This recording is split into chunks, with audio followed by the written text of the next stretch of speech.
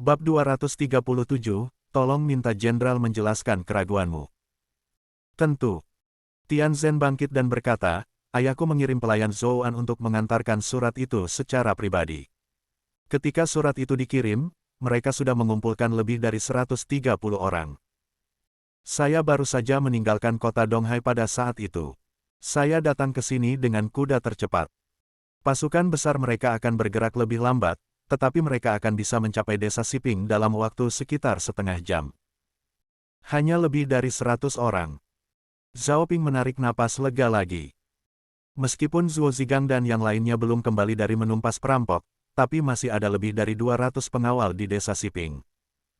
Termasuk pasukan perampok yang baru direkrut, ada lebih dari 400 orang. Apalagi, dengan hanya lebih dari 200 orang, mereka sudah pernah berhasil memusnahkan lebih dari 1000 perampok di desa Yishui, menunjukkan kekuatan tempur yang luar biasa. Liu Wenhao hanya membawa lebih dari 130 orang, kurang dari 200 orang. Mengetahui berita tersebut sebelumnya, dengan sedikit penyergapan, mereka bisa ditangkap sekaligus. Zhao Ping tidak menganggapnya serius sama sekali. Namun, bahkan jika seekor singa melawan seekor kelinci, dia tahu bagaimana menggunakan semua kekuatannya. Zhao Ping tidak meminta bantuan dan meminta Mu Qiao untuk meminta orang-orang berkumpul di ruang rapat untuk rapat. Saudara, bagaimana kau tahu begitu jelas? Apakah kau menempatkan orang di sekitar Liu Wenhao? Setelah Zhao Ping pergi, Mu Jianzhang mendekati Tianzhen dan bertanya dengan penasaran. Apakah ini sesuatu yang seharusnya ditanyakan oleh tamu sepertimu? Tianzhen berkata dengan marah. Namun, Mu Qiao menjelaskannya untuknya. Tuan Zhao Ping, bukan hanya dia tahu pergerakan Liu Wenhao, dia juga tahu segala sesuatu tentang pergerakanmu dan Zheng Tu. Kalau tidak, mengapa menurutmu seseorang akan mengangkut alkohol melewati tempat di mana Zheng Tu dan yang lainnya bersembunyi? Selain itu, anggur akasia dibawa langsung dari desa Siping oleh petugas anggur Su Tianhua. Tidak ada transportasi lainnya sama sekali. Itu semua adalah rencana Tuan Zhao Ping. Bahkan jika seseorang benar-benar membutuhkan anggur akasia dan perlu mengirim anggur, tidak mungkin untuk meracuni anggurnya. His. Mu Jianzhang menarik napas dalam-dalam. Tentu saja, semuanya direncanakan oleh Tuan Zhao Ping. Begitu cerdik.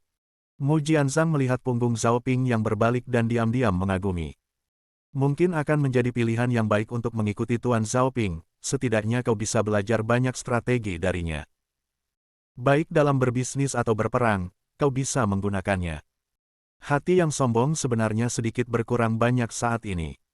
Mu Jianzhang buru-buru menggelengkan kepalanya diam-diam, tidak, ayahku adalah pangeran. Jika dia tahu bahwa aku mengikuti warga biasa, lupakan sekarang, Zhao Ping ditunjuk secara pribadi sebagai petugas pencicip anggur tingkat 7 oleh Yang Mulia, tetapi kemudian tidak banyak perbedaan dari warga sipil biasa. Jika ayahku mengetahui hal ini, aku takut dia akan menghapusku dari daftar keluargaku. Selain itu, teman-teman yang bermain denganku di ibu kota juga akan tertawa terbahak-bahak.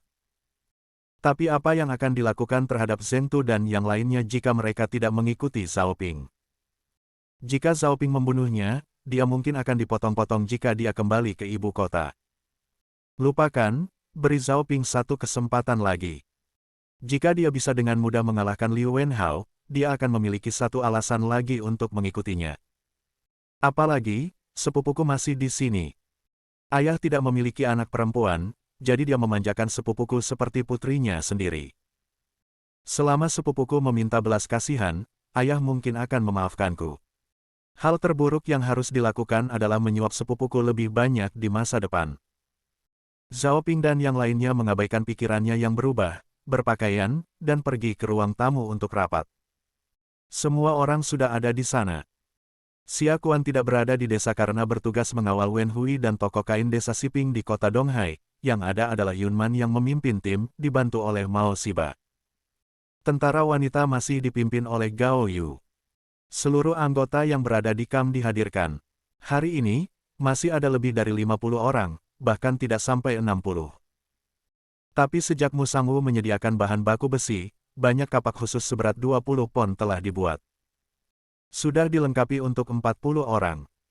Tentu saja, Satu-satunya yang bisa memimpin pertemuan di sini adalah Kapten Gao Meng. Xia Yang dan Liu Muyun adalah murid langsung Xia Kuan. Satu ahli dalam menyembunyikan diri dan melakukan pekerjaan penyelidikan, dan yang lainnya ahli dalam memanah. Skillnya adalah yang kedua setelah Xia Kuan.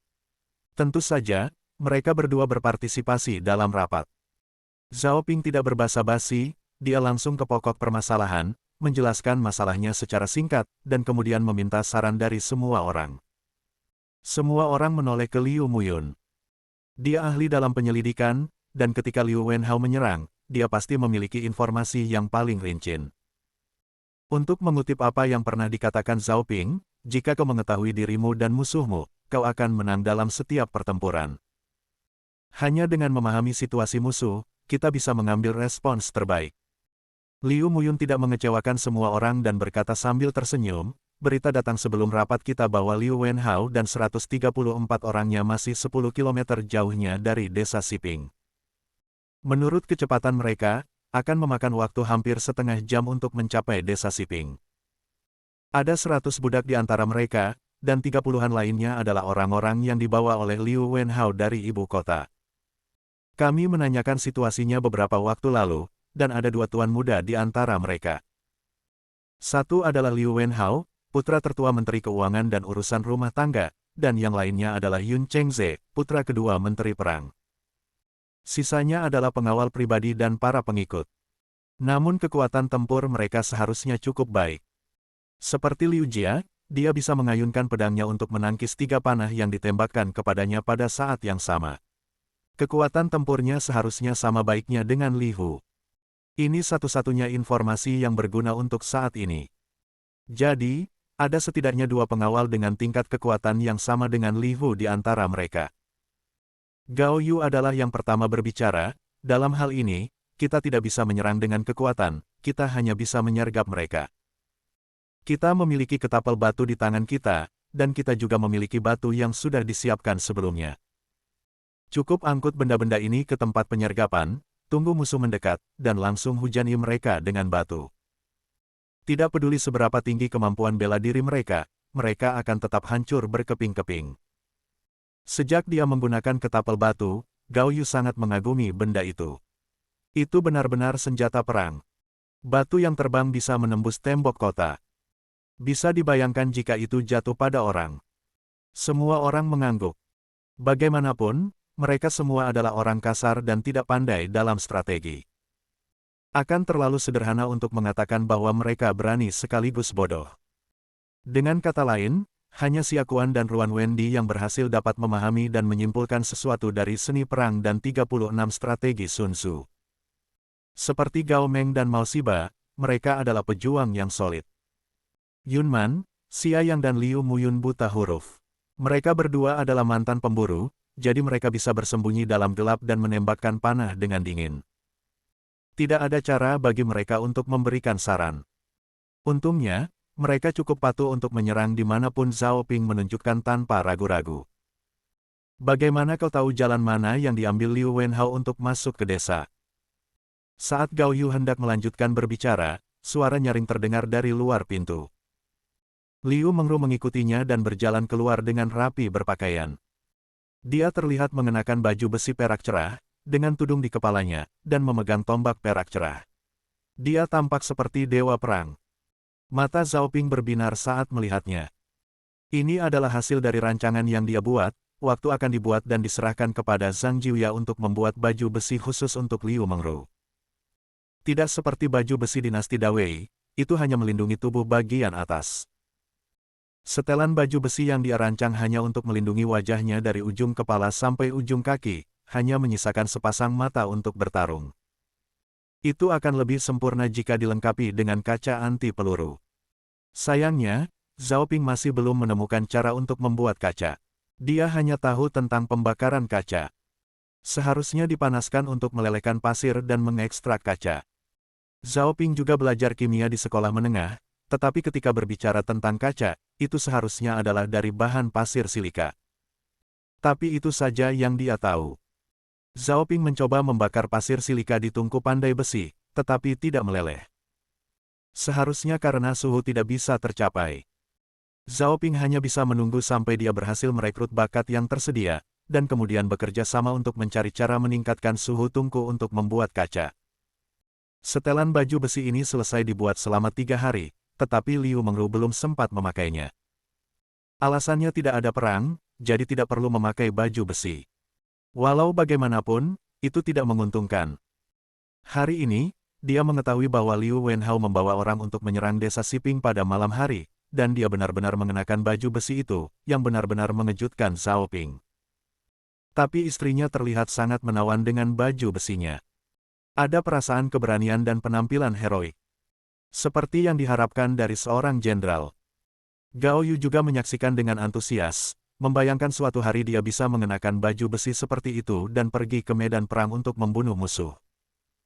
Xia Yang, Yun Man, dan Liu Muyun hanya merasa bahwa Liu Mengru dalam keadaan ini terasa wajib disembah. Tidak, Mao Xiba dan Gao Meng adalah yang pertama berlutut dan menyembah. Tapi keduanya juga berbeda. Bersikap tegap dan ganas adalah sikap hormat kepada seorang jenderal.